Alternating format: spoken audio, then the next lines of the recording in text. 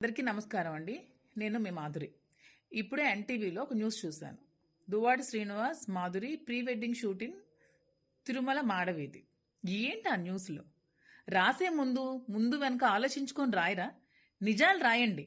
అంతేగాని మీకు తోచింది, మీకు నచ్చింది ఏదో ఇతరుల మీద బురద జల్లాలని ఇష్టం వచ్చిన వార్తల్ని రాయడం అనేది చాలా తప్పు. న్యూస్ ఛానల్స్ అనేవి నిజాల్ని జనాలకు చూపించే విధంగా ఉండాలి కానీ ఇలాంటి చెత్త పనికిమాలిన న్యూస్లు రాయడానికి కాదు న్యూస్ ఛానల్స్ ఉన్నవి. నిజంగా మేము ప్రీ వెడ్డింగ్ షూటింగ్ తీసుకుంటే మీరు రాయాలి. సో ఇదే శారీలో కదా నాకు చూపించారు. శ్రీనివాస్ గారు బ్లూ కలర్ షర్ట్ లో ఉన్నారు కదా. శ్రీనివాస్ గారు నేను కలిపి ఈ డ్రెస్ తో నేను శ్రీనివాస్ గారితో కలిపి తీసుకున్న ఒక్క ఫోటో అయినా పోస్ట్ చేయండి.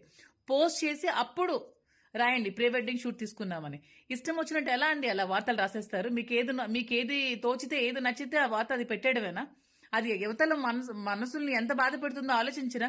ఇది నా ఒక్క